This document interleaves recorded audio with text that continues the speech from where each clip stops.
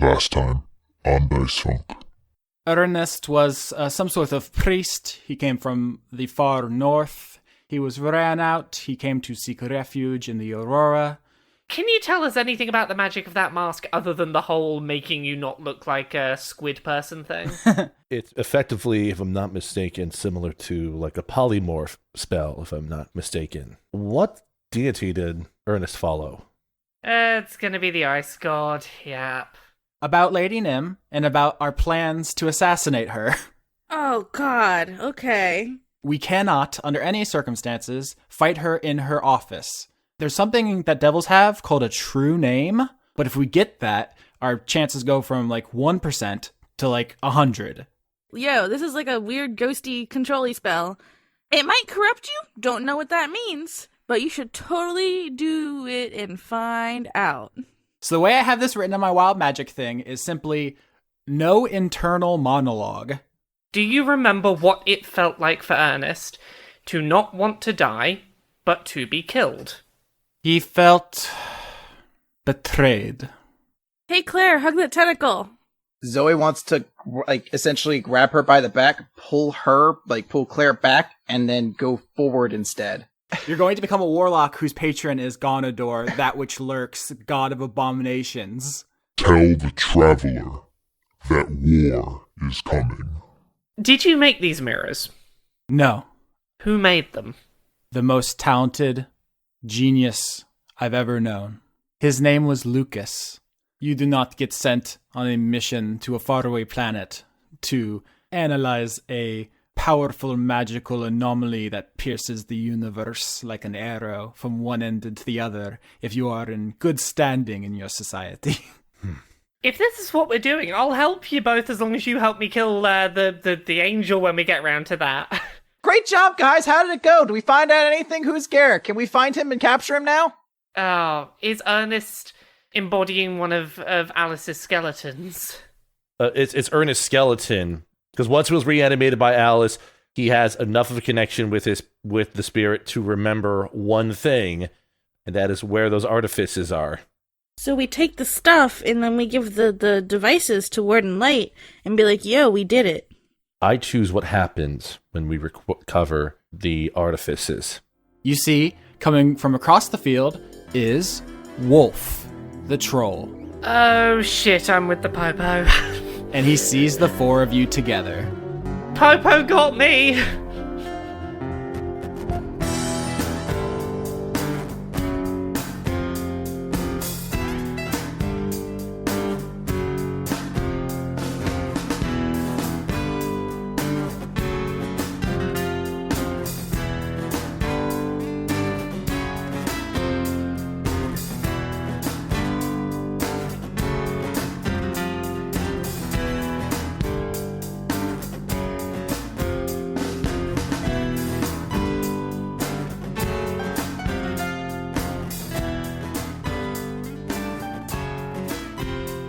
Backstreet's back. All right. Do. Okay. We should start this episode with Chris explaining what he has done to Zoe's character sheet, because I think it's pretty substantial and interesting both mechanically and narratively. Yes. So I'm going to be quiet while he takes the mic now. Oh, no, I didn't do anything. I basically just wrote a bunch of scribbles all over the page, drew a couple eyeballs on it. Nice. I dotted a few eyes with hearts, and that was basically it. No, the Zoe, because she leapt into the portal Ganador and had to embrace his dark power, has partially changed, so she is no longer fully a sorcerer. Now she's partial warlock. I took 3 levels in warlock, so there's still a 2-to-1 ratio in her sorcerer to warlock levels, but that did cost her a couple things as a sorcerer. So, for example, she no longer has 4th or 5th level spell slots. Those are completely gone, as well as quite a few spells. So she doesn't have telekinesis anymore, or stone shape, or dispel magic. All of those are gone. But in return, she has warlock powers now, so she gets normal stuff that kind of comes with Ganador, where you're able to communicate telepathically with people within 30 feet or something like that. Mm-hmm. But her particular method of pact is the Pact of the Blade, which is where you're devotion or servitude to the god is kind of manifested in a weapon reminiscent of that deity. So I went with Pact of the Blade, and I jokingly mentioned to Austin last week by just linking him a picture of Nightmare from Soul Calibur holding Soul Edge, where it's just a giant like great sword with an eyeball on it. Specifically from Soul Calibur 2, which has Nightmare's best design. I feel like they went a little weird with it in later entries, but the 2 is chef kiss, perfect. It is a great choice. And do I remember right from last week, your warlock spells don't trigger wild magic rolls? So any spells that Zoe casts that are warlock spells, so i.e. Eldritch Blast or Hex, because she actually has warlock spells now. I know warlock spells work a little bit differently than other spellcasters, but if she casts any of these spells, they don't prompt a magic roll, wild magic roll. They don't prompt a magic wild. Fuck it, I'm just do it live. They don't prompt a wild magic roll. They don't prompt a magic wild roll. Fuck it. Wild magic don't happen. No good when make those rolls there. So basically, you're either tapping into the wild magic or tapping into Ganador in order to cast a spell. You have to choose between one or the other. Well, it's going to be an interesting sort of scenario because Zoe has not known the ability to cast magic without wild magic always being at risk. And this is sort of an interesting temptation there because this is a chance for her to have power that doesn't have the weird consequence to it, but there is a moral degradation attached to it, where you kind of embrace that power and you might start moving down a more sinister path. Eyeball. My question is this going to be like one of those games where there's like a hidden stat that's building up over time, and once we get to the epilogue, Austin will have a script he'll read about whether Zoe is like reformed or corrupted or somewhere in the middle? Is that what's going to happen here, Austin? Yeah, you guys have all been earning light side points and dark side points, and your face gets all scarred up the more dark side points you get. You remember when that happened in Mass Effect 2 and no one questioned it? That was weird. Because that's a natural thing to happen to people who've been reconstructed after dying, you know? See, if I'd known this, I'd have been min-maxing. I would have just been doing evil at every single turn regardless, because, there's no point in doing those morality systems unless you can get the top-end bonuses for your path. Yeah, exactly. Now, that's why I like tabletop, is because it allows for such flexibility and just unexpected things I never in a million years could have planned for this conversion. It's just completely beyond anything I imagined.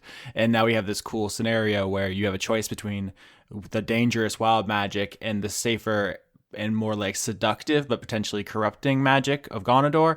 And also you have a really cool eyeball sword now, which is a good contrast to... I don't know if we've really talked about this, but Lauren's Warlock Pact is of the tome, which means she just gets more spells, but in narrative, it's her Ganador diary, which is why she's allowed to talk to him, which you will not be able to. He'll still talk to you, because he can send messages through the barrier to you, but you cannot send him out. I also do want to note something. So a lot of people were curious as to whether or not this meant that Zoe's alignment would be changing to something evil related. She's not changed to being evil, but I did change her alignment at this point because with all of these various scenarios she's got going on, I've moved Zoe completely over now to chaotic good because she is no longer following any sort of boundaries when it comes to how she's acting in this world. She's really sort of just acting on her own at this point. But until she does anything significantly evil enough to move her alignment down on that moral spectrum, she's still a good aligned character yet.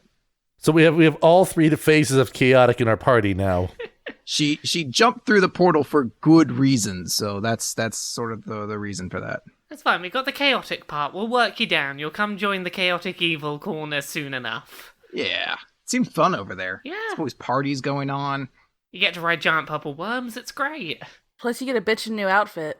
Oh, sign me up. Yeah, we're going to have a fashion montage at the end of this after you guys have finished the Garrick arc, and we'll probably talk more about your cool sword and Ganador's plans for you. A lot of stuff kind of going on in the background, but the immediate problem is at the end of the last episode, Wolf the Troll spotted the four of y'all together, and there is a split second there where Veltari needs to make a decision. And it's a decision I thought was juicy at the end of last episode, but upon reflection is 1,000 times juicier. Because the obvious dilemma is, do you let him, quote unquote, save you, and then it's going to be 3-on-1 against Garrick as he carts you off somewhere else, or you try to resolve this now with words in such a way as he lets you stay with the team. What I forgot to take into account, and which will now be very important, is the fact that Zoey has to say everything she thinks. Oh, God. So I think it's important to note, like, we cut it off the end of last episode, but we, like, I did my whole, like, I'm gonna bluff to suggest that I'm stuck with the Popo, and then rolled a 24, so it's like, oh, okay, at the very least, Wolf's gonna believe me. Yeah, you've crushed it. You have the initiative. You have the ability. It's your choice. Like, I haven't taken that away from you. It's just that I forgot in the background there's a saboteur. Oh, it's fine. I'm just gonna have to move very quickly on this whole thing. All right, so let us begin. The last thing you said was, Popo got me. And I guess Wolf responds, I'll save you! And he just starts running over, and you see he's summoning the purple worm up to attack the Avant Guards. I'm gonna run over to Wolf and just go, Wolf, look, they're not worth it. You know who's gonna deal with them? Secret Friend. Secret Friend's gonna deal with them. So the purple worm is like rearing up behind him as if to launch an attack, crushing your friends, and it halts in midair as Wolf surveys the three of you who have just let you kind of run off. You're not in irons or anything. And there's just a moment where he considers the possibility of your secret friend just killing all of them. And he just puts an arm around you and goes to lead you away. Yeah, Popo. Good luck when Wolf's secret friend turns up, because he's gonna definitely kill you. And good luck surviving that secret friend that you're gonna bump into shortly. And I just walk away. Dora's gonna shake her fist and be like, oh, you rascal. My hope is that for the second I can just get Wolf away and I'll try and reconvene with the party in a bit. Zoe's just gonna dart off towards the Hawthorne Manor. Okay, before you make this any worse. Yeah. Roland's gonna lean over to Dora and just say, it's like, eventually this is gonna become a pretty big problem, but just don't have time for it right now. What, Wolf's gonna be a problem? I don't think so. He's not, like, super smart. I feel like we could convince him that we're chill eventually. Dora's gonna take off running after. And then Roland follows. All right, so you guys head on over to Hawthorne House, which is patrolled very vigilantly by all kinds of skeleton guards. And now there are 3 of you. What is the plan here? So, now that I'm not with the party, you no longer have hypnotic pattern with which to nicely immobilize Librarian Skeleton. Roland is writing a note to hand to the first skeleton that demands an invitation or a piece of paper. Mm-hmm. All right, so the gate guard skeleton takes your note, runs inside, and after a couple of minutes wait, Alice comes out of the front door, just like stands on her stoop to confirm that it's the 3 of you, and then she like rolls her eyes and waves you past the guards. All 3 of you, if you want to all go in, you're all invited. Yeah. I'll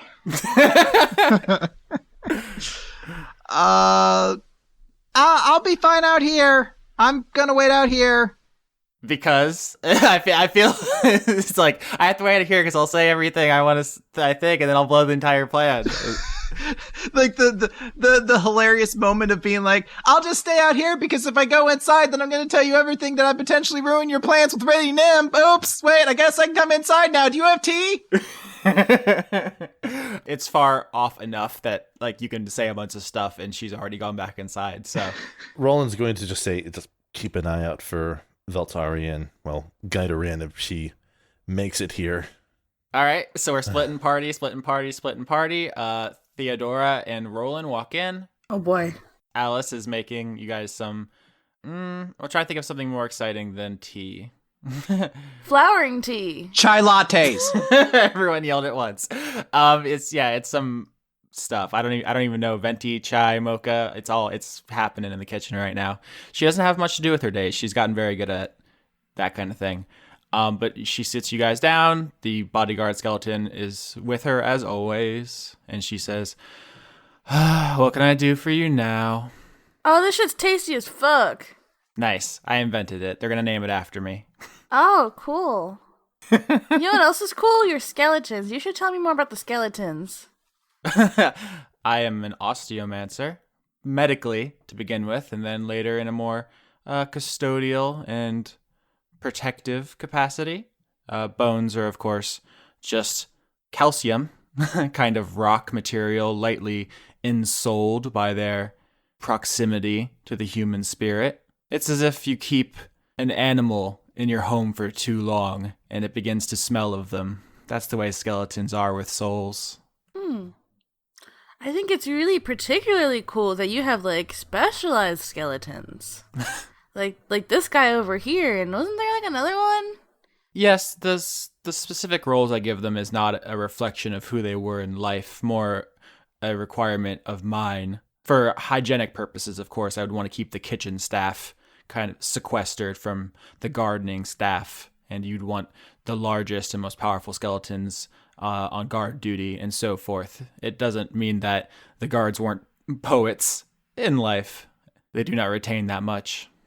Oh, okay. Is there anything in particular that any of your skeletons has done that kind of reveals something about their past that you found interesting?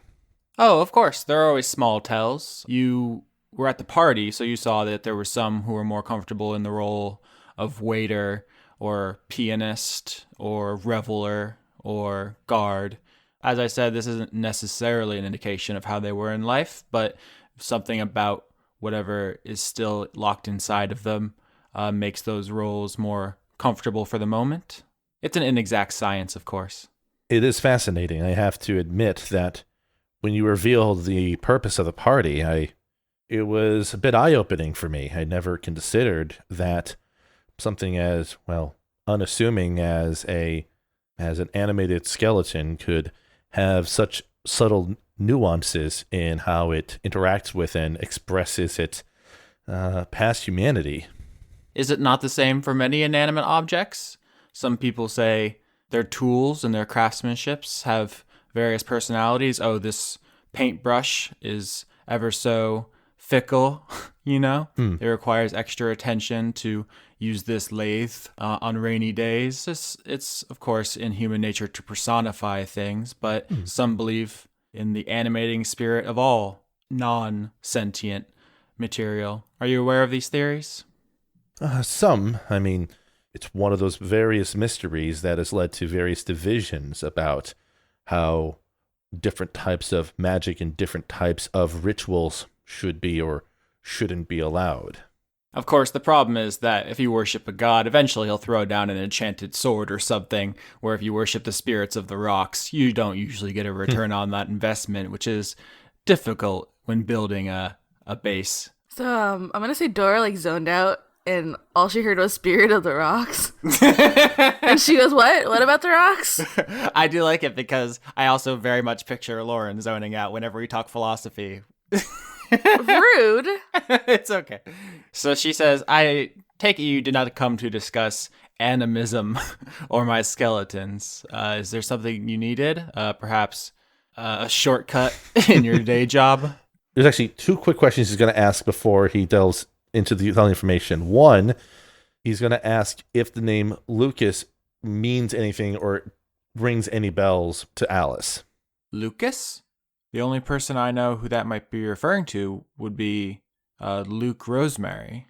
Do you remember much about, Luke? Oh, yes. Lady Nim mentioned him when I spoke with her recently. I believe he was Warden Light's departed husband. Wait, Oh snap! This shit progressive. husband? Did you say husband, ma'am? Well, he died many years ago. Oh. It was a name that we heard in some conversations, and I was curious to see if anyone other than the warden knew of him. First of all, roll history, Theodora and Rolen. Dora with disadvantage because you're not from this plane. Wow, I only got a 7 on that. I got a 6. 6 and 7. So no, that name doesn't mean anything to you I'm two. like, Lucas, that candy that like you eat? Out of character, I hear Rosemary like, wait a minute. Longtime listeners will recognize that this is a reference to season 2. It's not important if you don't get it. Roland just sort of nods lightly. It's like, it's okay. I was just kind of curious about that. The only other person I want to ask is, do you remember a man by the name of Ernest? That sounds familiar.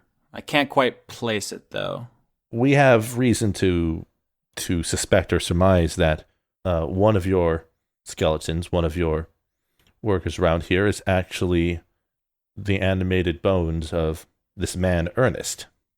All the bones end up here eventually, so Yes. statistically speaking, yeah. Unless he was ground to dust and scattered into the wind, yeah, he'll be here somewhere. Is it possible for you to know who a skeleton belonged to, or is that something that is harder to discern by, well, the force that animates them? Oh, I don't keep track anymore. There was a time when there was some novelty in it, but there's just too many at this point. And then at this point, Roland's going to briefly explain the underlying theory that the team has about which skeleton is Ernest. She says, "Oh, okay, so you probably could have just came out with that." A lot of foreplay. We're trying to be tactful. I'm just not used to it from you. I find discussions of philosophy deeply interesting, and I thought you were going to say I find foreplay deeply interesting. I do. Well, I don't know if that was Theodora or Lauren. Let's leave that a mystery. the answer is yes. And Roland's just like, in either case, we think there might be something in the animating spirit of Ernest in his skeleton that is causing him to do some unexpected things. Feel free to investigate the skeletons here. None of them have particular sentimental value, only utilitarian. But I would inform you that most of the domestic staff has been reassigned to guard duty as I beef up security, considering all of the break-ins. I only did it once. We're not keeping score, honey. But all that is to say that if you were looking for the librarian, I believe he's on gardening duty right now. Unless you're looking for my bodyguard or kitchen staff, the house is empty. So, good luck. Meanwhile, did you have anything you wanted to do while you waited outside, Zoe, or while you were being taken away, Veltari? I have a plan with Wolf. Okay. Once we stop somewhere, I think I might actually have a plan to get out of this web of lies I have got myself slightly trapped in. Okay, I'm so excited for that. Let's do this scene right quick while they go outside. So Wolf's walking along and he's like, "You see that? They were all outnumbering us." And I was like, "Yow, yow, yow," and I saved you. You saved me, and I really appreciate that. And look, I need to talk to you about something, because there's something that I've been keeping a little bit secret from you, but I think that you've really shown that you're willing to stand up for me when I need it. So I think it's time for me to tell you a secret. Is that okay? I guess. Is it a scary secret? No, it's a nice secret. It's a secret that I needed to know that I could trust you before I revealed this secret to you. And after our day playing together, I know I can trust you. And I cast Disguise Self to disguise myself as Garrick. Oh. Oh, Oh, you are... I hope I can pull this off. What's that meme? Oh no, baby, what is you doing? Oh, baby, what is you doing? No, can I explain what I have planned? Absolutely. Because I think I have a really good plan here. I have really good deception and persuasion. I am gonna try and convince Wolf that I was Garrick all along. Holy cow on toast. And that way, when we kill Garrick, there's no problem. Because I don't have to admit to killing his friend. All right, skills to pay the bills. Deception with advantage. Okay, deception with advantage. Deception is +6. First roll is an 18. Second roll, 23.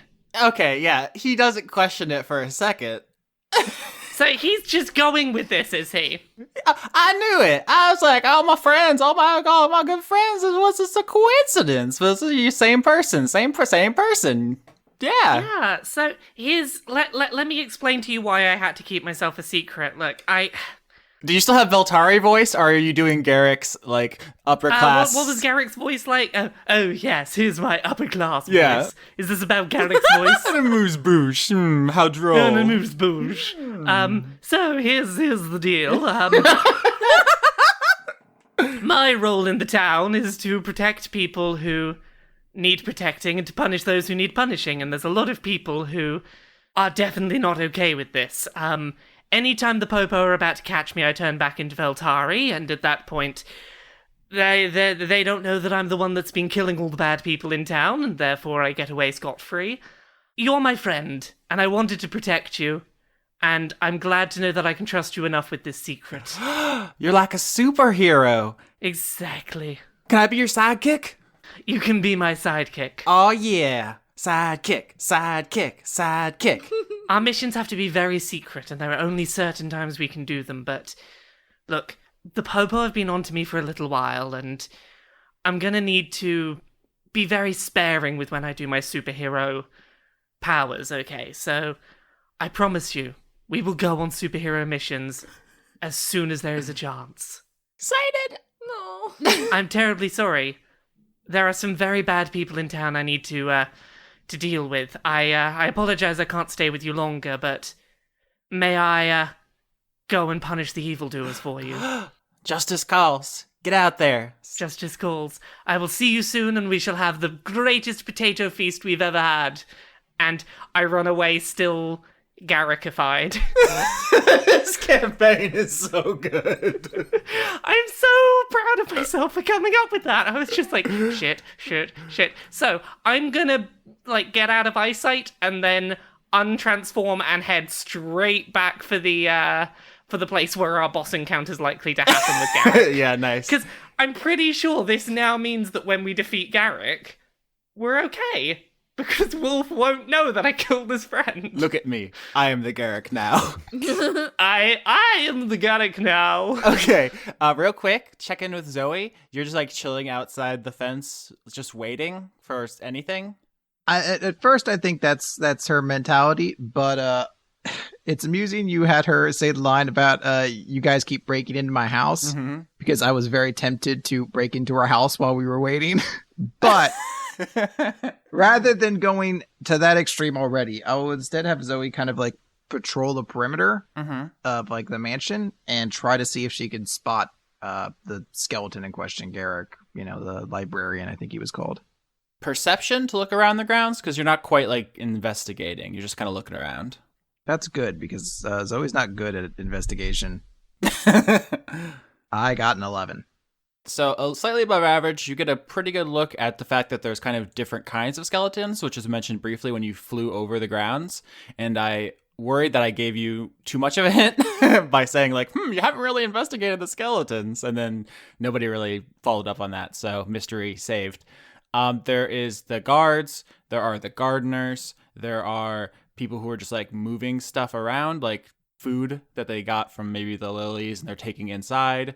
There's just kind of a couple different classes of skeleton, but none of them stand out to you as in disguise or suspicious or anything with an 11. But I will note, as you're kind of walking around, just, sleuthing, you are briefly struck by a pretty acute headache. And I think you grasp your head and close your eyes for a moment. And you see in the darkness of your mind the shape of the first frost. That snowflake that it keeps popping up around people who've been touched by Garrick's ice magic. And you'll recall you are frozen solid by it. But while you see this symbol in your mind, the same way Winifred saw it and the same way Wolf saw it, it suddenly shatters as from within it you see an eye open. And suddenly the headache is gone. Ooh. Yeah, he's so helpful. And you look down and you are holding a black sword with an eyeball peering out from the hilt. All right. So I have something I kind of want to do that involves using one of my warlock spells. Though I don't know how it would be like if Zoe just naturally gained a instantaneous knowledge of the spells that are available to her, essentially as a warlock. That's what knocked you unconscious, was all the new warlock stuff flooding into you. It's like learning kung fu in an instant, you know. Okay, so I want to have Zoe cast Detect Thoughts, and essentially I want to have her like go around the skeletons and see if there are any that have any sort of deeper level thought than just what sort of golem programmed skeleton should have. Oh, this is very good. So this is the scene. You're walking around the skeletons and you're like, okay, gardeners, guards, kitchen staff, bird watchers, whatever they're doing out here. And they're all just thinking very simple phrases. Like they're thinking, guard the perimeter, stab intruders, or cut the weeds, trim the azaleas. I want to go back to that cut the weeds guy, because if you cut the weeds, you're not doing anything. The weeds are just going to grow back. You have to pull the weeds. Jeez.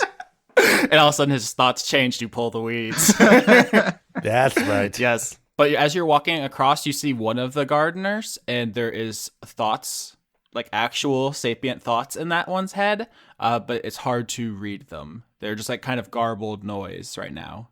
At that point, Rolen and Theodora, I think, walk outside the front door like, all right, so I guess we just got to check every skeleton. I want to have Zoe go up towards that skeleton. I realized she says everything out loud. Oh, yeah. God, that's not going to work. So you start walking over and then you freeze? I'm picturing you walking towards the skeleton and then doing a literal 180 and walking straight away, just like do. Also, Rolen and Theodora are coming. Do you dispel the sword? Yeah, actually, yes. I think she will.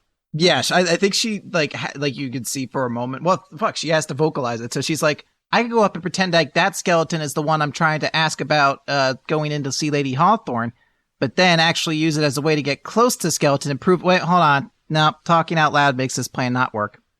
Hey, I'm here to deceive you. Anyway. Hey, you dumb skeleton. Guess what? I got one over on you. Also, my name's Zoe. Hi. Dora's gonna chase after Zoe because they're best friends now in Dora's mind. Okay. Yeah, the group is reunited. Am I back in the group? Have I reached the house? Not yet. I want there to be just enough room in this that if combat pops off, for you to show up one round into it. That is fair. It's just when you said the party's back together, I was like, wait, when did I turn up? No, you're on the way. You're making your way downtown. Walking fast, pretending to be Garrick, I'm homebound. Exactly. But if you, like, once Dora immediately comes to see her, she's just going to be like, You're way more affectionate than usual. Also, I think that skeleton might be the one we're looking for, but I haven't been able to confirm it. That one who doesn't know what to do with weeds? No, that one's just wrong. He needs to be fixed. But that one has weird thoughts. Maybe you should, like, throw my cape over him and grab him. I should note, I don't know for certain that it's Garrick. I just know that skeleton's the only one I was able to detect having different thoughts than the others. It's really weird being able to just read minds. Pretty dope, right? Yeah, dope's the word I'd use, I think. I should probably do it more often, huh?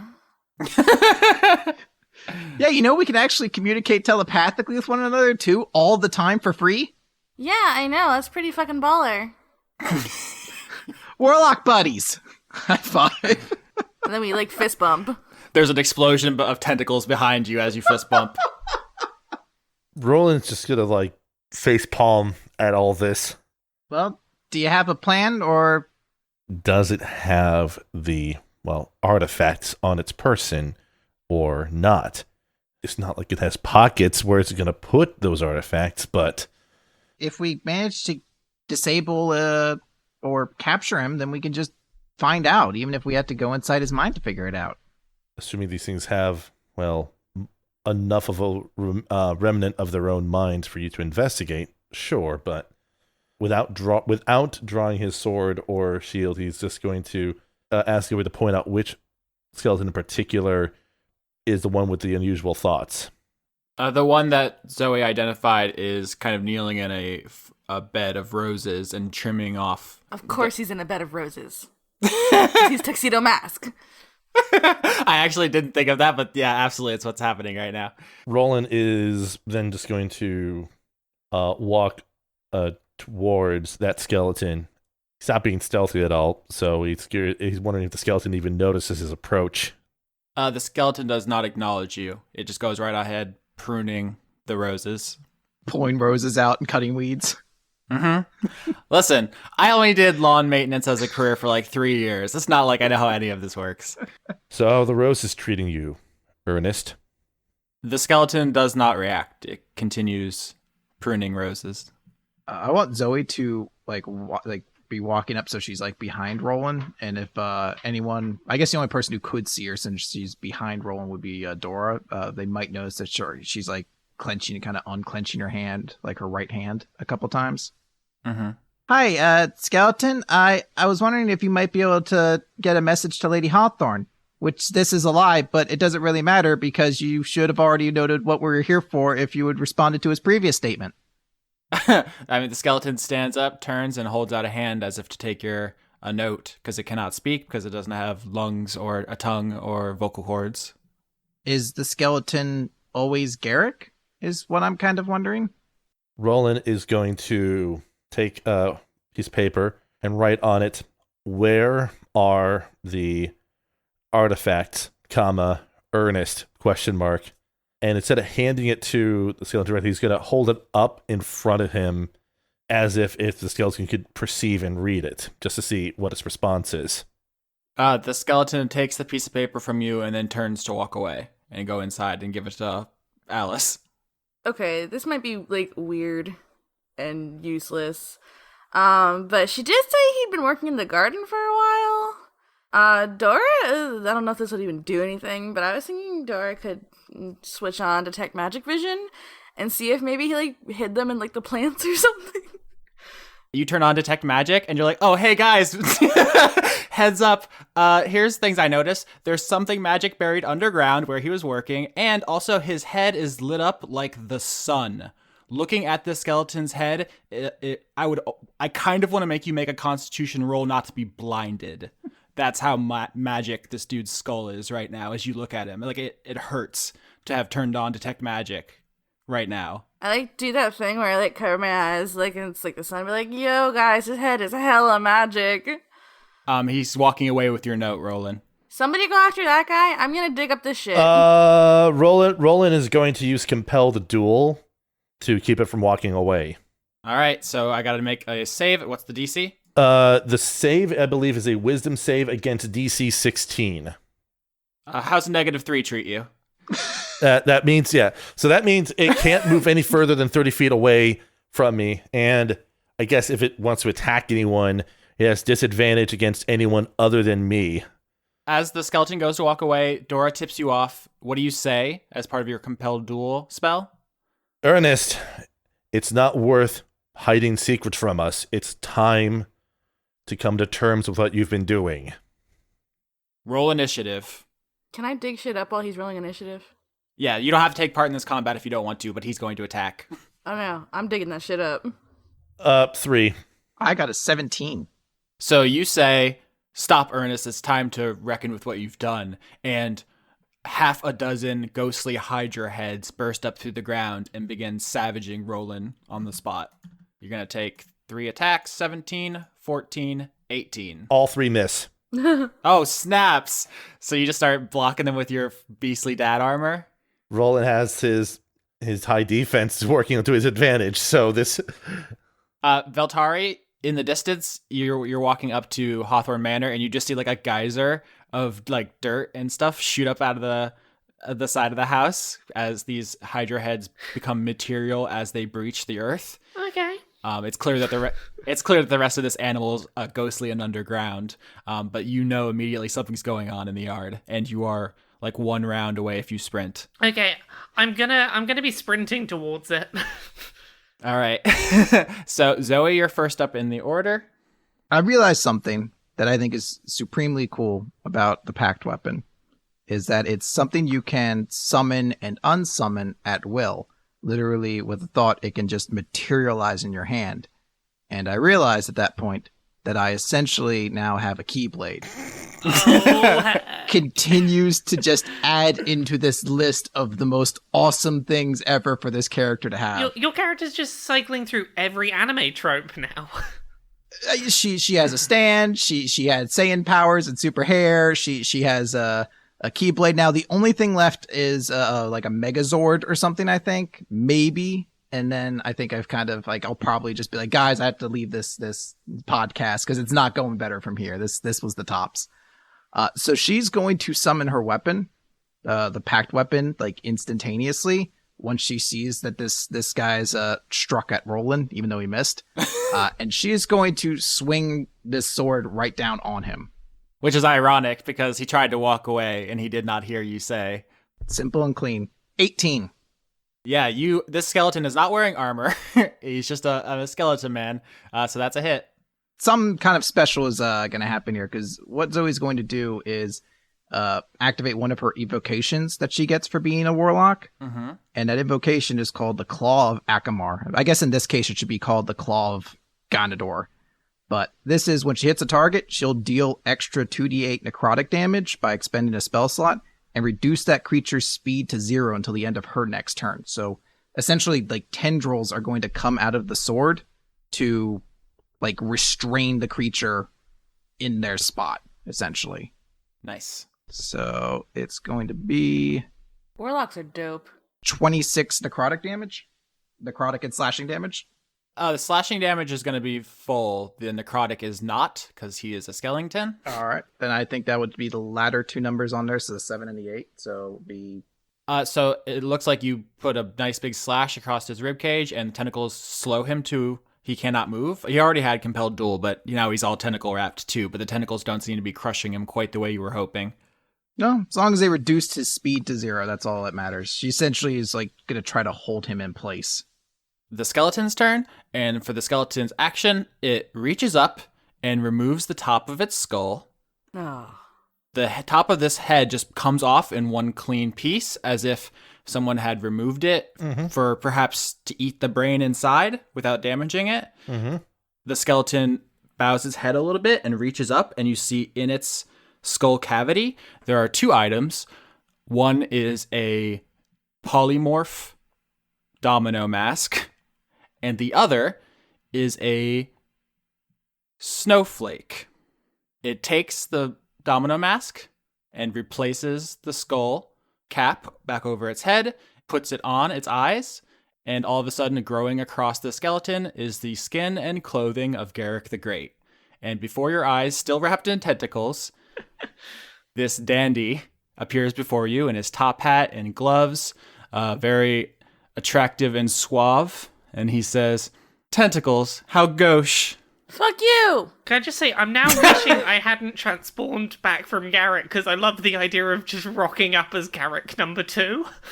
And as a reaction to you slashing with your sword, there is a pulse of ice magic that radiates from Garrick now and hits Zoey. So, dexterity saving throw to dodge. Okay. Remember to include the +5 to your saving throw there. 18.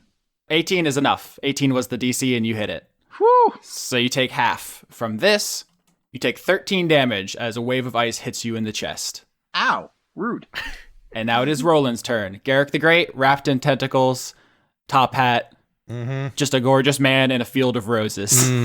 Yes. Which is where this entire fight is taking place. Okay, so what Roland's going to do is draw his sword as a bonus action, or rather as an action, and invoke his channel divinity to basically make it a magic weapon. That is his sacred weapon. So it glows, radiates light, and adds his int modifier as a bonus to attack rolls with it. And then he is going to step forward towards Garic and say, "I'm sorry, despite what Asriel has done to you, it doesn't allow you to continue what you're doing." And then he is going to attempt an attack against him. Let's see here. 20 on the attack roll. That hits. I am going to invoke Divine Smite, however, and do a bonus 2d8 damage to the attack. So that's going to be 21 damage on that. Pretty good slash. Make a dexterity saving throw as a wave of ice slams into you. 16, so I'll take the brunt of the damage. 26. Okay, that puts me down to 62. Rolen is very beefy. All right, and next up is Theodora, who is not part of the combat, but is digging a hole. Okay, so, I had a crazy idea here. I was thinking about casting a spell on him. Would I have to, like, get in there in initiative, or could I just, like, surprise, it's me? No, I mean, you'll just be the last in the order. Okay. I want to cast Tasha's Hideous Laughter on Garrick. So I have to make a wisdom saving throw? 14. 24. Fuck. Oh, this might screw up my plans for when I arrive. So that doesn't do anything then if I save? Yeah. It doesn't do anything. Oops. So Veltari, you arrive on the scene. Right, I'm gonna have to hope for a really bad roll here. I run into the scene and I cast Fear. my new spell I got when I last leveled up.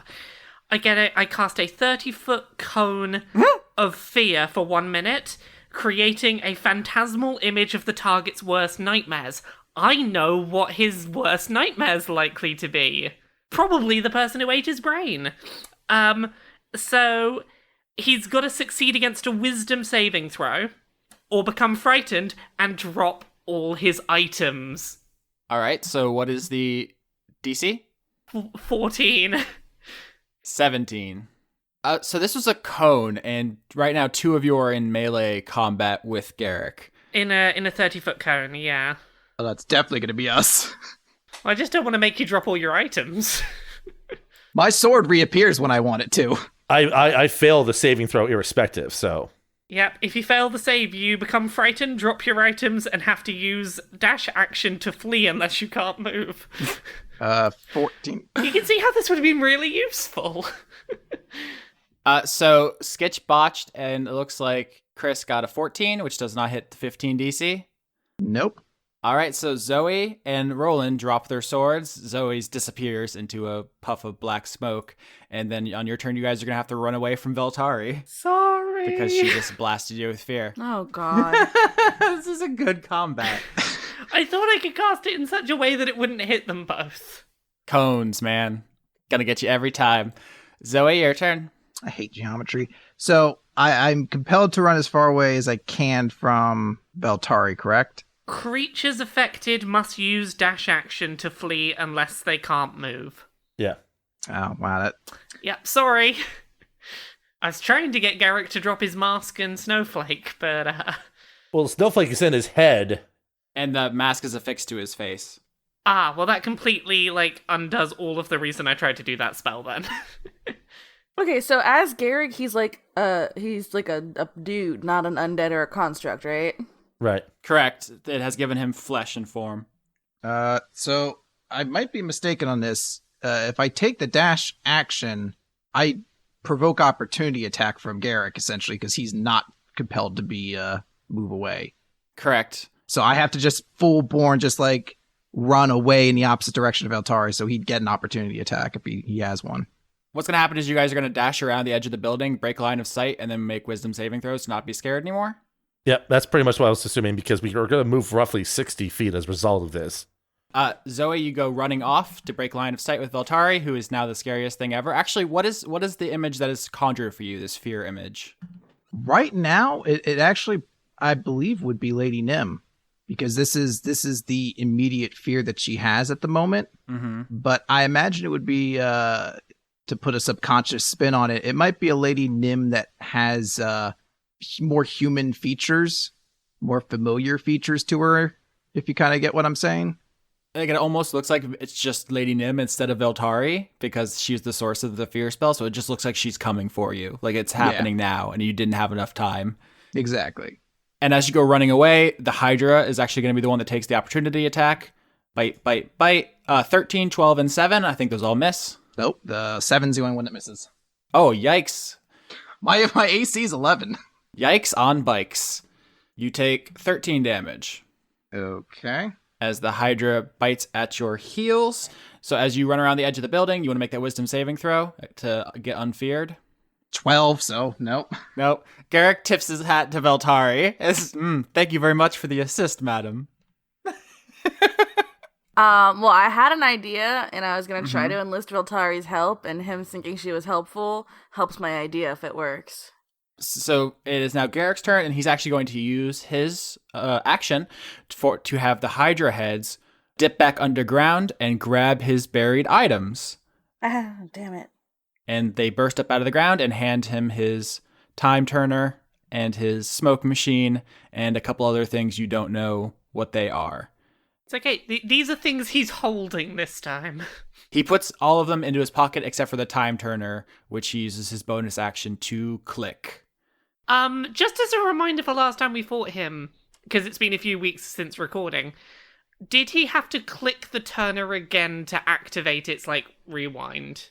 Actually, you guys heard a click. You don't necessarily know what the trigger is on the second part. You know it clicks to start. What happened last time is when you tore the mask off, that made the second click. Right, but the point is that it's still a reaction level thing. It's not. It doesn't happen on his turn. It happens outside of his turn. Correct. All right, Roland, what's the scariest thing Veltari could conjure for you? I mean, I actually have this written down. I actually had this written down for a while. Ever since what happened a session or two ago. What he sees is he sees himself back at his home, back in the Ninsen Temple in the kingdom of Egirthon, and he sees strewn about the chapel the bodies of the people that he grew up with, and most notably the headmasters who took him in and raised him from birth. The headmasters, Assard and Tain, cut strewn in the most gruesome manner, and then he sees their bodies start to rise, as if they are now effectively the servants of Lord Danto. Spooky. So Hydra bites you as you try to flee. 1, 2, 3, 15, 15, 9. All miss? Yeah, you just high step. 24. Oof, perfect. So you get around the edge, you get into Gears of War cover, and you're like, all right, time to finish the fight. If Zoe has a chance to look at Roland, like he's literal, there's tears across his face, and he still looks fairly shell-shocked and possibly even more pissed off now than before. Yeah, I fucked up. Sorry. Veltari, it is your turn. Okay, how do I not fuck up this time? That's the question. Nobody is in melee range, so you don't have to worry about friendly fire. Yeah, that's fair. That's fair. Use all your cones now. You know what? I'm gonna do another attempt at fear on Garrick. So you've got to beat a 15 on wisdom. Oh no, 8. So you drop all your items and have to use your dash action to flee unless you can't move.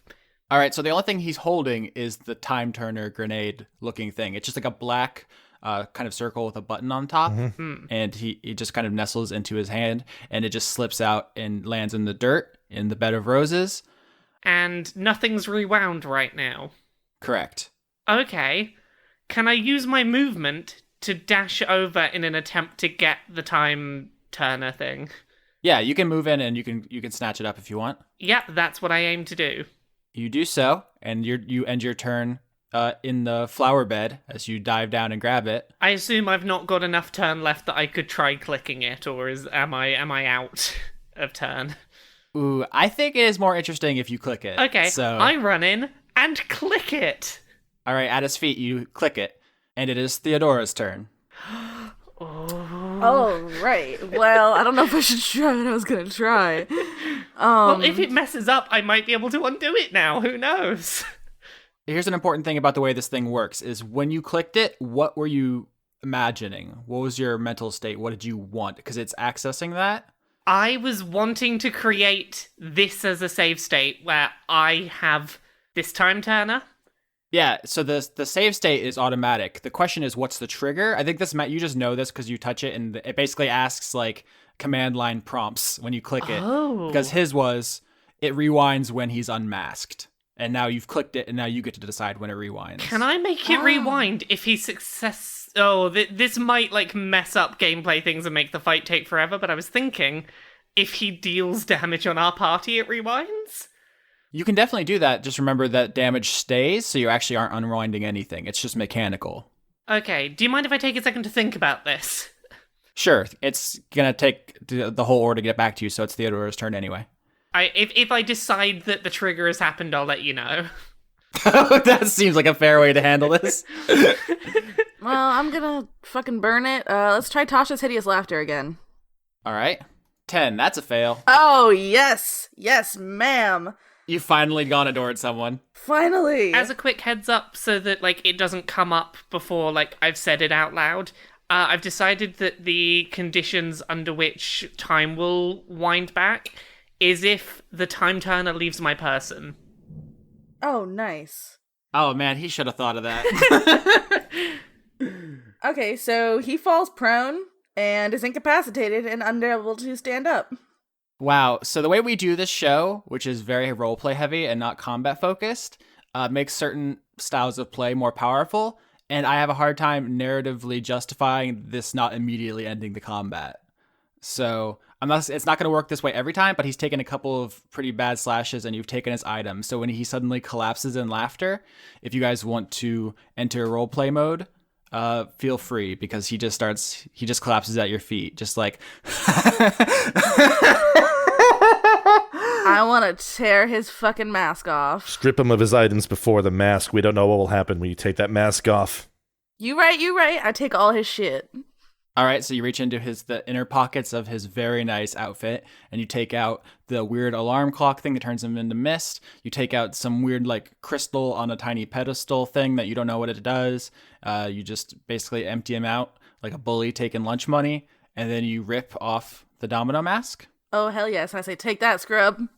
And he is now a skeleton kneeling in a field of roses.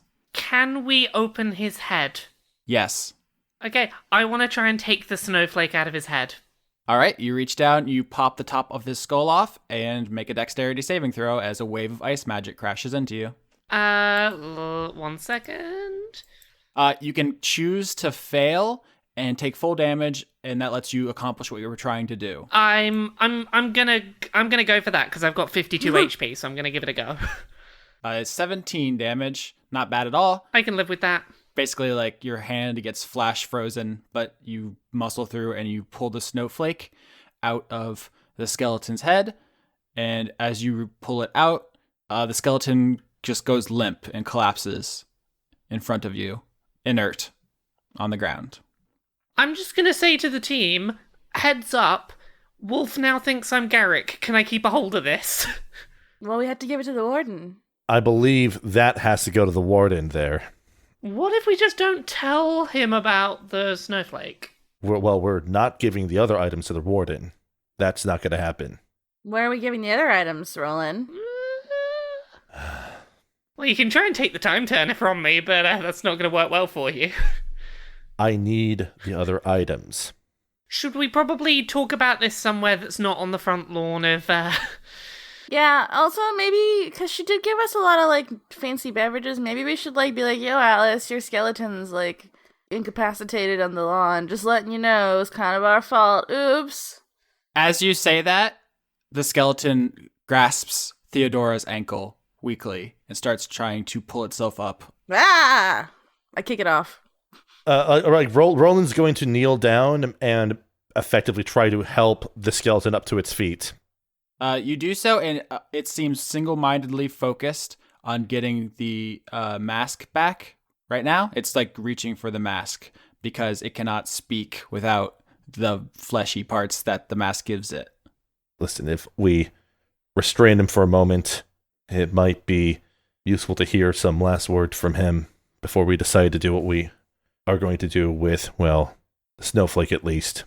In that case, I see no harm in it. Worst case scenario, we incapacitate him with magic. He's probably not going to do too much harm at this point. Maybe we should sit on him just in case so he can't get up. If nothing else, maybe those of us with his magical thing should move back. Yeah. You know, don't keep the magic items right near his hands. Roland's going to hold the skeleton sort of by the arms a little bit to kind of restrain him to allow Dora to put the mask back on. I'll take the items and back away. All right, so Veltari takes all of Garrick's items except for the mask, which Theodora places back on the skeleton. Mm-hmm. Yes. All right, and from the mask grows human flesh and top hat and a luxurious dinner suit and white gloves. And Garrick is back, and he says, "It was most uncouth, this combat. You were trying to ice us. Literally. If I recall correctly, you have started all of our troubles." Not the one in which you murdered murdered someone in ice. What happened that caused Lyra to be killed? Ernest. My name is Garic the Great. I am the hero of justice this town needs. Roland's gonna cast Zone of Truth. All right, he does not attempt to resist you. He says, "I am the only one who stands up for the people who need help. You walk around lying, destroying mines, selfishly hoarding your prizes. You would left Wolf to his torment. Lyra got what she deserved, even if that's not what I intended." Hey, we didn't leave Wolf to his torment. I made friends with him. Yeah, she ate his potatoes and everything. Yeah, they were great potatoes. We had a day. I rode the giant purple worm. We did drawings in the dirt. It was great. Don't think you know us. I do know you. I know I met a man at a party, a nice man, and you let him down, and he languishes in prison because of all of your cowardice and incompetence.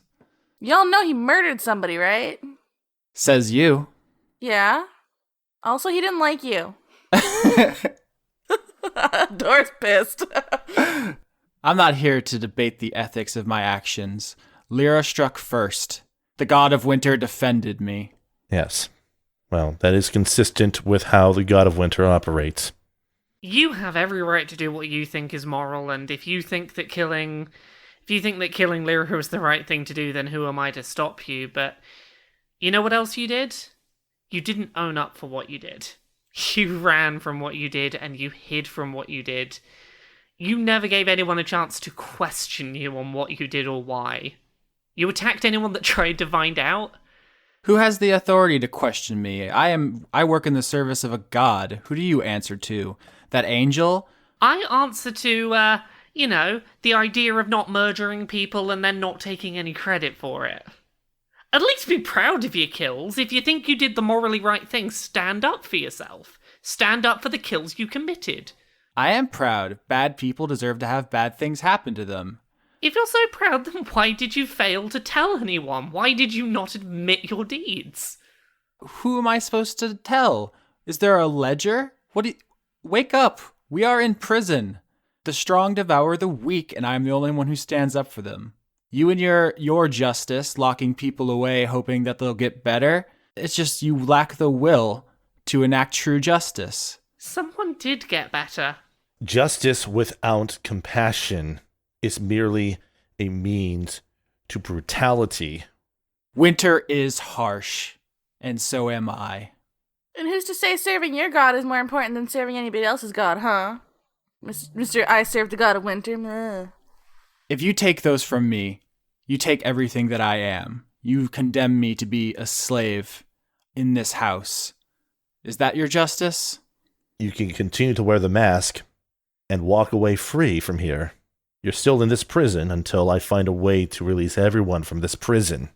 Just as a heads up, I told Wolf that I was Garic, so can we maybe not let him walk free with the mask? Also, he may not have his items, but doesn't he still have a ghost? So yeah, the Hydra is still lurking around, but it's waiting for an opportune moment, and also for fear and Zone of Truth and everything else to wear off. Yeah, can we remove this mask now before he... Look, he's still got his persona. Can we just have this conversation while he's not potentially able to hurt us? I think Dora, without asking anyone, is just gonna rip it off. Okay, as you step forward to, he just says, "Own your kills, then. If you take that from me, you have killed me." Fine, I'll kill you then. Take off his mask. You were dead already. All right, so you kill Garic the Great? I guess so. He can't speak anymore.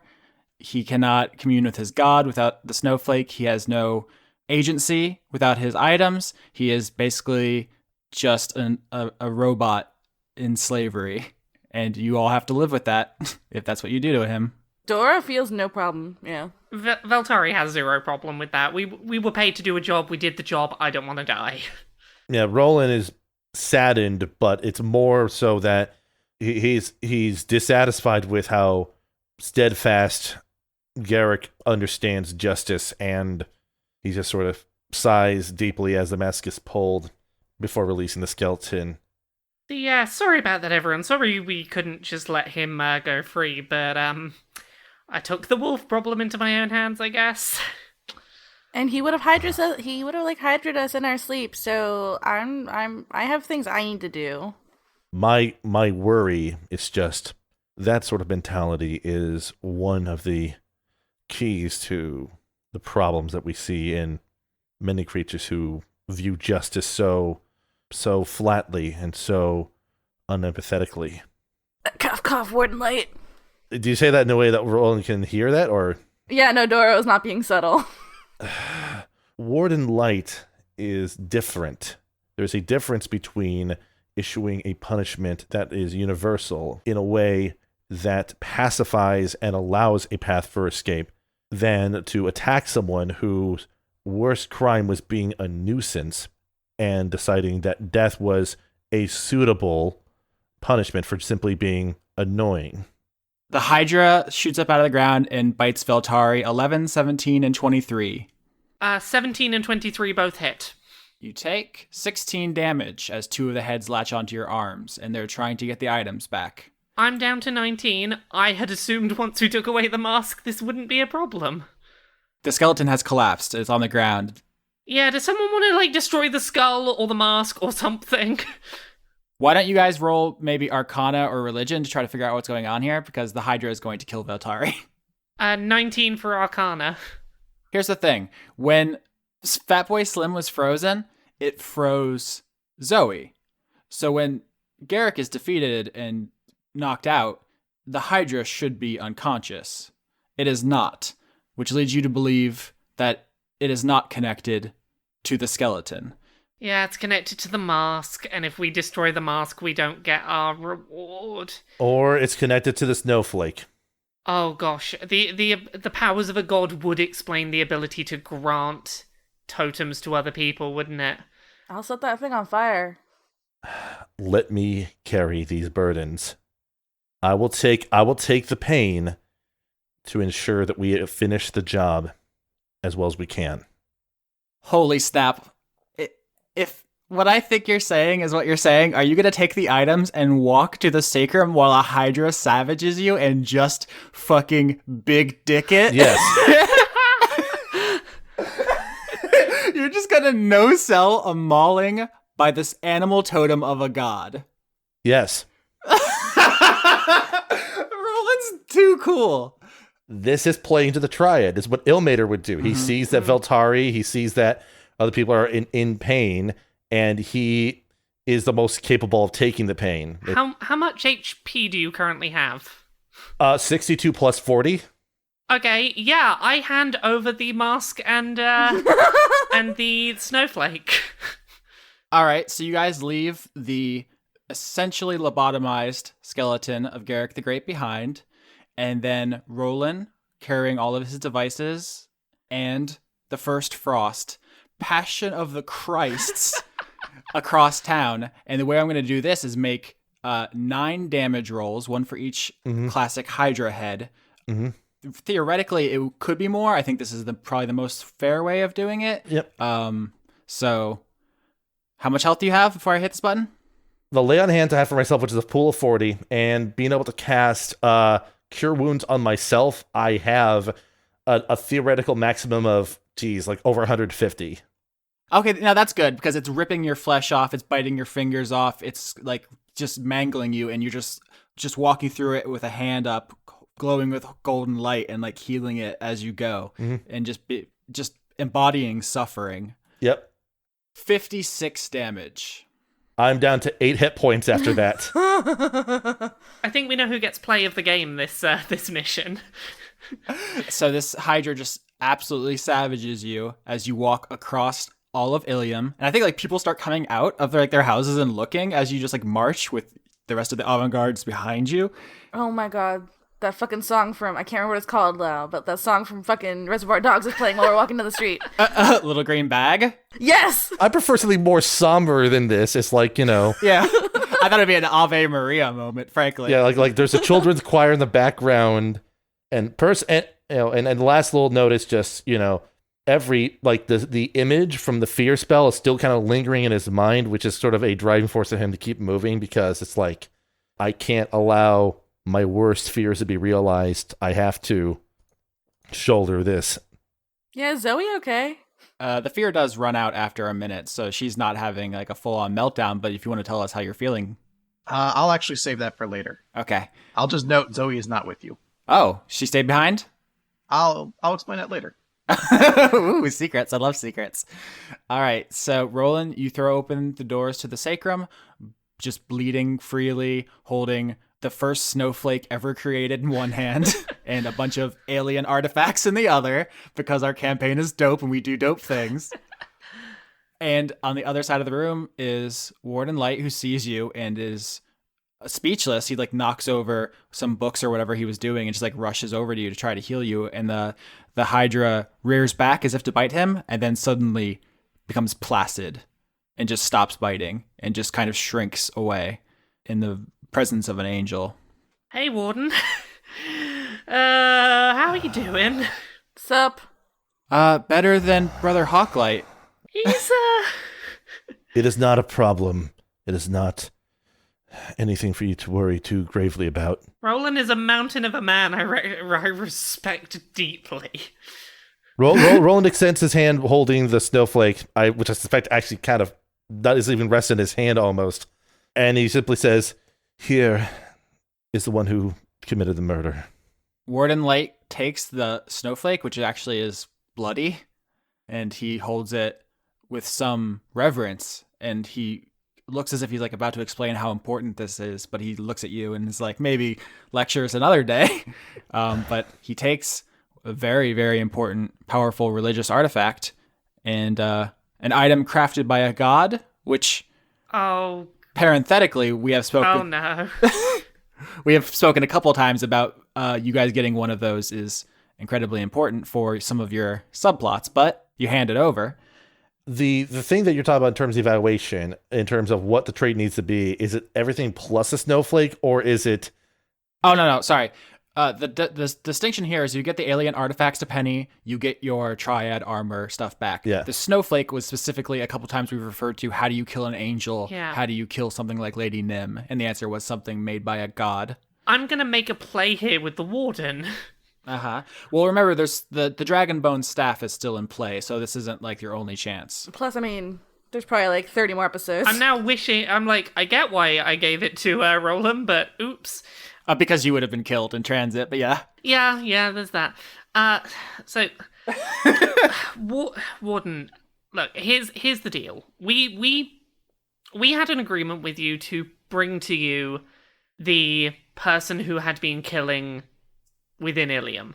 I believe that is the mask. I believe the mask is what we are to bring to you. I don't think we need to give you that snowflake.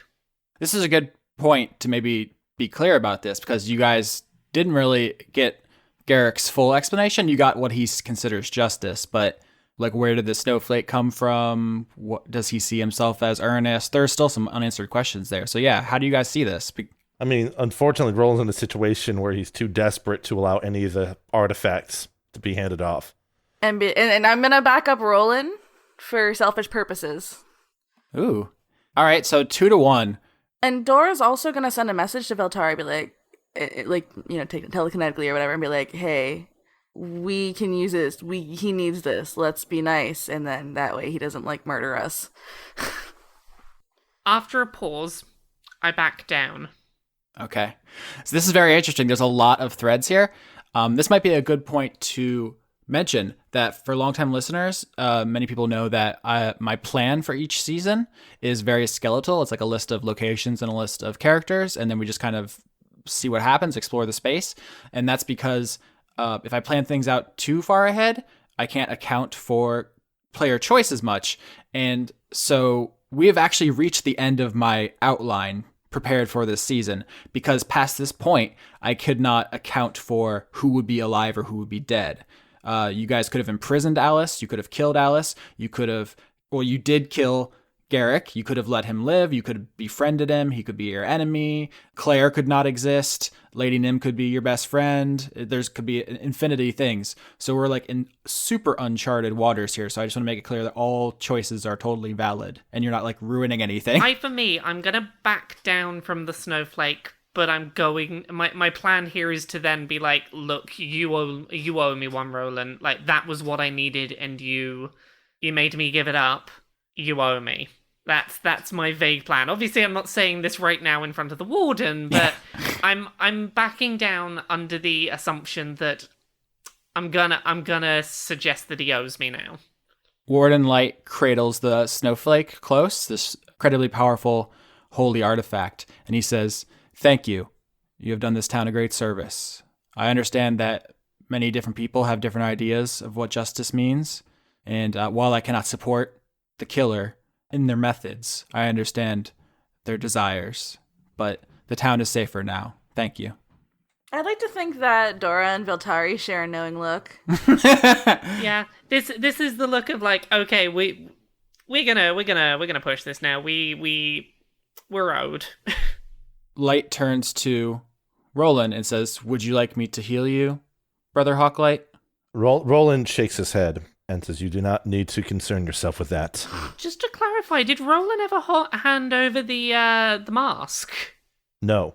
No, Rolen has the mask and all the devices. He's going to need all of them if he wants to get his armor back. That is the trade. Oh. I was very much under the impression that, like, the mask is Garrick. No, it's not. The snowflake is Garrick. This mask allows it to have a body, but the snowflake is Garrick. Okay. The snowflake is literally the first ever snowflake empowered by a god, which allows for enough divine spark for a personality. Yeah. The mask gives the flesh and lungs and heart and brain that Garrick requires to function. Yeah, I appreciate this clarification. When I was pushing for the snowflake, I somewhat misunderstood that. It's all good. It is a little bit complicated. Yeah. And there's like some backstory and stuff that you guys didn't get, which is fine. Ambiguity is totally cool. No one knows what's in that suitcase in Pulp Fiction. You guys don't need to know how Garrick got the snowflake. Yep. So he's going to take that and you're going to go home and I guess rest up. I mean, the suffering is considered like a holy thing. So it's totally understandable unless you want to go get your armor now.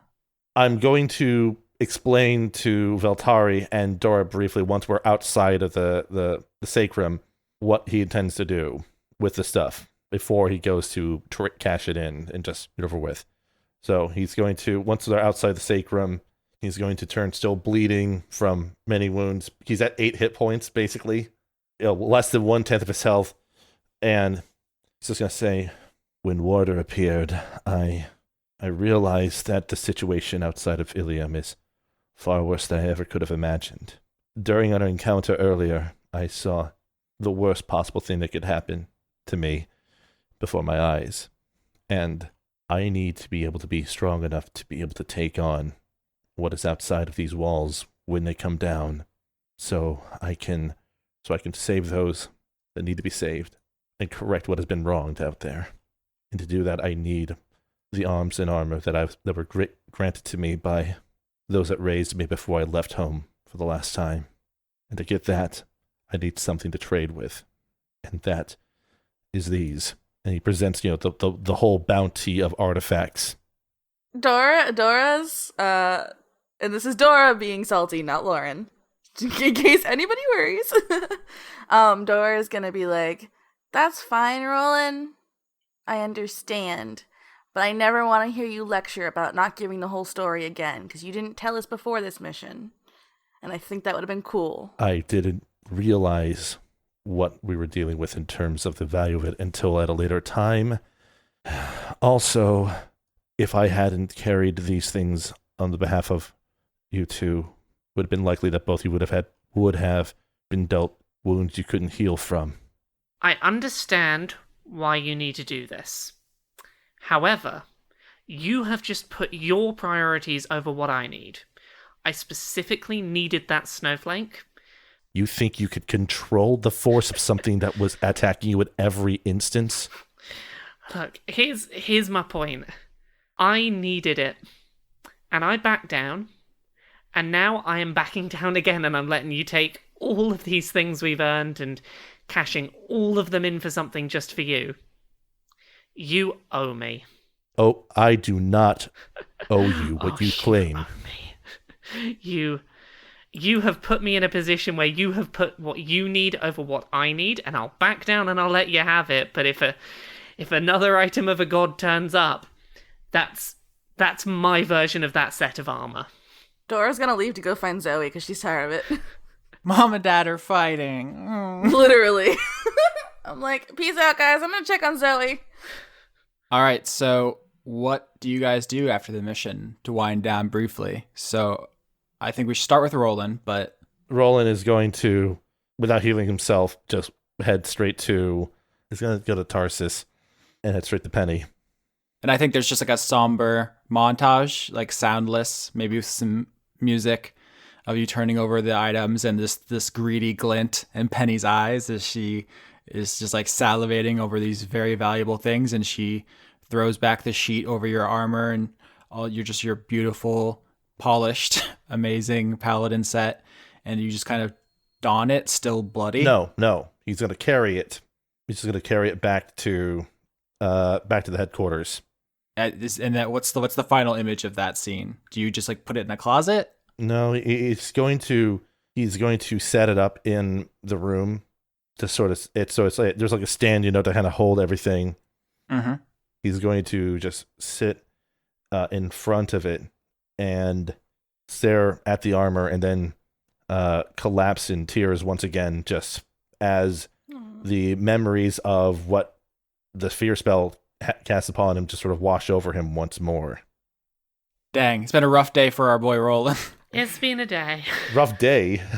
It's been a rough several months for The only good person in Ilium. the last good man. I'm looking for Zoey. Zoey, what have you been up to? Okay. So, before I mention where she is now, I want to mention something that no one basically knew was happening because no one was there when it happened. But I sent you a message, Austin, just to note that this was something I was literally doing. Had the turn in combat gotten to Zoe's turn next, I was going to note that she was still under the effects of the sphere spell, going to basically prepare an action to have the first person who came up to her, she was going to activate twinned magic version of Chromatic Orb, which is essentially like her nuke spell, because she was beyond comprehensible of what was happening. She was just dominated by that fear and would be under the assumption the first person coming towards her would be Lady Nim. So when that obviously the effect finally ended and she realized what she was kind of had set up herself to do, because if anyone had gone up to her, she would have just unloaded. She basically left because she's in a very confused headspace right now. And even though the effects of the fear spell are gone, she is still very much mentally dominated by that fear. Like she's left the Hawthorne Manor completely. And I imagine she basically tried to go to the first place she could think of that she didn't imagine anyone else would be at, which would be Azrael's place. You open Azrael's door, and inside there is a man whose head is a squid. Oh, shit, that's right. He's outside now. He has a house. She's like, gotta go now. Fuck. Oh, a local. It's not a good time. I'll say that she just tries to go somewhere out, like in the general quiet, wilderness. There's a lot of empty places within Ilium that are just like fields and stuff like that. Yeah. So she just tries to find some place kind of as far away from anyone else as she knows. Yeah. And she's just having essentially a panic attack and sort of pleading into the weapon that she was told would be a possible way for her to get out of this situation with Lady Nim for an answer. And so at this point, You cannot get a message directly to Gondor, but you did make a deal for specific assistance. So I think you sit there and you like whisper into the sword, and you're just having kind of a little meltdown. And then just after you've kind of given up hope on hearing anything, the voice of Gondor speaks to you and says, Retrieve an item from Lady Nim, and I will save you. All right. I don't think she says anything. Essentially, I'd imagine you just see the fear kind of like, I don't know, eyes don't actually shake, but I'm going off of the anime logic where like sometimes when characters are like at that panic, they their pupils actually seem to shake. Zoe's are starting to slowly steady as she grips one hand around the handle of the blade. Veltari, how are you handling the post-mission warm cooldown? I want to wait long enough that I'm confident that Rolen has left Tarsis. And I want to head there. Mm-hmm. And I'm going to go in and basically inquire, hey, what do you want for that mask? Oh, heck. I don't have much, but you've seen what I can do. If there's something that I can get that I can trade, let me know. Penny says to you, yeah, we're running a little bit behind on collections because of Lyra's untimely demise. If you could get either Wolf's necklace or Shakedown Carrie for anything valuable she has, we could talk about it. I'm sure I can make one of those work. It's a terrible coincidence that the two people we've established, the Lilies, are also the two NPCs Veltari is closest to. I didn't do that to screw you over. That's just how it is. I'm sorry. Yeah, no, it's my own fault. Look, how is about this? I'm pretty confident I can get you that necklace from Wolf, but I'm going to need the mask to do it. Will you loan me the mask to bring you the necklace? Persuasion. Unless you're lying, which case deception. No. This is persuasion. I have what I think is a solid plan. 19. Penny says, it's not like you can run away. Yeah, fair dues. Ain't nowhere to go. So, I want to head to Wolf with the mask in my possession, but not on. Oh my god. Veltari! I love it. Veltari. I promise, I have, I think a really nice idea of what to do with this. And Wolf sees you coming, he's like, oh, look, it's my friend who would never betray me. Oh. Who I love very much. I am not planning on betrayal, I'm planning on something far sweeter. Hi. Did you do good justice? I did, but I need to talk to you. I struggled to do good justice today, and if there's one person in this town that I think knows when something bad is being done, I think it's you. And I think it's time that I hang up my rescuing people days, but I'm going to entrust them to you. And I pull out the mask and I sort of pop the mask on and off to show aha, this is how I do the Garic thing. When there are times that people are being hurt, this is what I use to protect them with no one knowing. And I think your time has come. You want me to be the hero? I want you to be the hero. I don't know what to say. There is, however, one thing I need from you, and I understand if this is too much to ask. Your necklace with the snowflake. The god who gave me my ice powers has asked for me to return the powers and anything related to them, and I have to return these things. So I'm going to have to ask for the necklace, but in exchange I want to leave you as the hero, as the one who can save the people who are hurt. Persuasion with advantage. Okay, persuasion is 23. Yep, 23 is gonna do it. He says, No one's ever even thought of me as a friend until recently. But you saying I can be a hero? Of course. I think you can be a hero. I think you have to be careful with it. I think you have to make sure that you definitely know someone's been bad. And I think that you need to make sure that You don't punish them more than is necessary, but I trust you to do what's right. Wolf just crushes you in the most uncomfortable hug you've ever had. And then Mr. Worm rises up out of the ground, and then he hugs this hug, and you are... Veltari suffocates to death, the end. No. I honestly wouldn't blame you if that's how you killed my character at this point. No, it's just I mean, this is probably the best moment of his life. Look, I killed a legitimate friend of his. I feel like this is a way to just... It felt like what I needed to do. Yeah, I think this hug is like really touching and wonderful, but is also intercut with just like flashes of a broken skeleton in a rose field, and just like the roses growing up through the ribs and like the mouth and stuff. And like I think maybe what little of animation was keeping the skeleton going just kind of fades from it. Like it loses the will to live, and eventually it cannot even be revived by Alice's magic. My intention here is that I feel like I now have an ace in the hole. If I need backup at any point, if I clash with the team, I now have a wolf I can call upon now. Yeah, wow. There's my wolf loyalty quest done.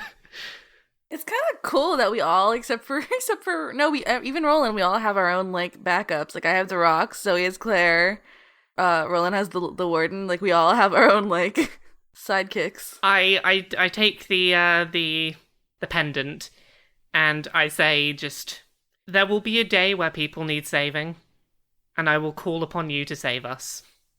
And I just walk away mysterious and aloof, the hero that he believes me to be, to go pawn off his necklace.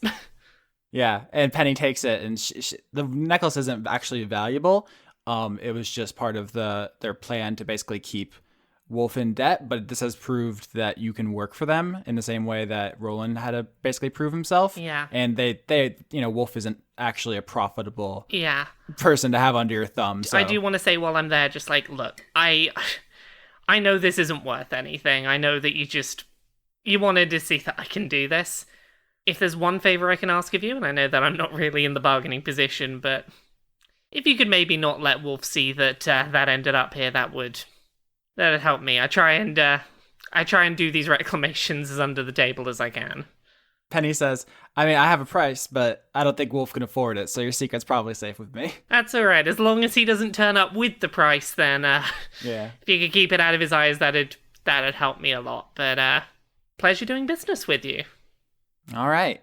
So for the final scene of this arc, Theodora, what do you do after a mission in which you converted a good friend to your evil religion and then you murdered a character? I mean, you are the one who pulled off the mask, so that's your kill. Your KD ratio went up. No, Dora feels good. Okay, cool. I'm gonna go to my room. I'm going to write in my Ganny journal to tell him, hey, guess what? I killed someone today, all for you. I love you. Yeah, and he was actually basically a puppet of another god, so. Yeah. And then I'm going to work on, because it's not ready yet, Zoe's sweet Ganny outfit. Yeah, do you want to describe that, or you guys want to have a fashion montage next episode? We'll do that later. So Dora, as you're knitting up cool eyeballs into this scary, spooky dress that you're going to give your friend, who is currently crying at the bottom of a hill somewhere, you receive a message from Gonador. Right.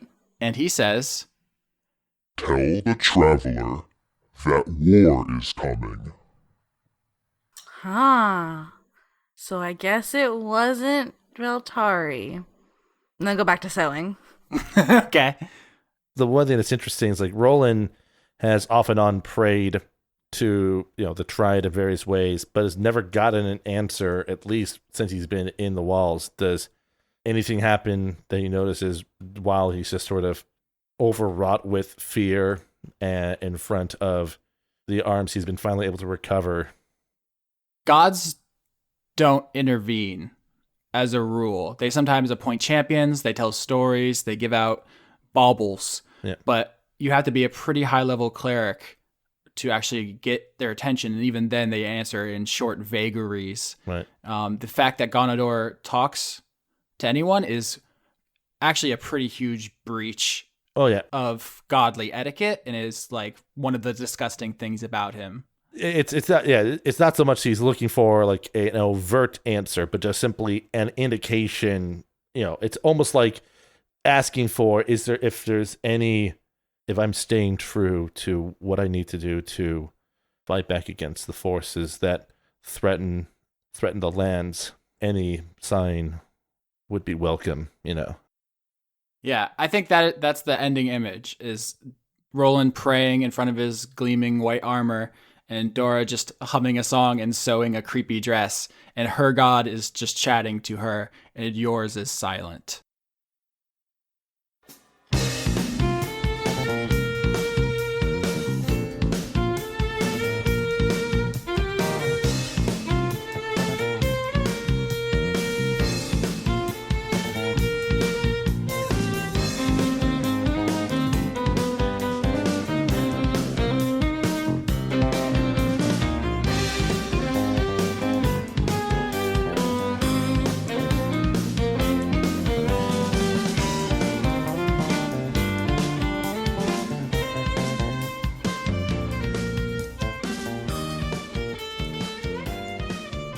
As always, I'd like to thank Overclocked Remix for our theme music, which includes Acoustic Jam at the Lucifer Alpha, an arrangement of Biohazard from Snatcher, Simply Be Grooved, an arrangement of Simple and Clean from Kingdom Hearts, and Mystic Chemicals, an arrangement of Mystic Cave and Chemical Plant Zone from Sonic the Hedgehog. Executive producers for July 2017 are Kerstine Haslinger, Jade, Extellaris, Joseph Timbrello, The Cult of Gorfanax, Irving Royale, Andrew Grothin, Paul Mullen, Levi the Young, Luke Powers, Michael Goodell, Brent, Anthony Sauvier, Melissa Nielsen, Dawn, Eugene T., Connor Reynolds, Sarah Likens, Pruitt Holcomb, Artemis BJJ, Brazilian Jiu-Jitsu in Bristol, Francois V., Tarka, Shyness, Dennis Pancake Detlefson, Ripter Stormwolf, Miko from Finland, Dennis Bankston, Josh Mosier, Endigo Van Dane, Allison Ansell, Sydney Marzing, Justa Jester, John Potts, Kevin Dobbins, Sayvarden Akrasimova, Brady Warner, Kitty Foe, James Neely, Marissa Donaldson, Melanie Joe, Lana Seawolf, Toby Gleason Stack, Ruby Offer, Matthew Weber, Sarah Hanley, Melissa Booker, Cameron Abbas, Dylan, Gary Sayon, Anna Stuhlfar, Sean, the host of Funk Dunk Plays, Giorgio Renna, Harrison Andrew, Kevin Seidlow, Christopher Charlo, Jorrit, Viger Arnston, Cody Jackson, August Rue, Athos, and Ingmar Gremin. You can join this list by supporting the show at patreon.com/Austin Yorsky, and you can also help support Chris at patreon.com/Weekly Manga Recap, and you can support Laura at patreon.com/Laura K. Buzz. You can also help support the show indirectly by finding us on iTunes, Google Play, Podbean, YouTube, or probably other places as well, and liking, subscribing, and commenting there. And finally, I just want to thank all of our amazingly talented fan artists out there. You make doing this show infinitely more fun, and I just want to shout out the incredible Cosmignon, Jessica Sims, Eileen, Sayvarden, Tempest, Levi, and Okie Dokai. I think I speak for everybody here at the show when I say your incredible work inspires us every week to do our best. Thank you.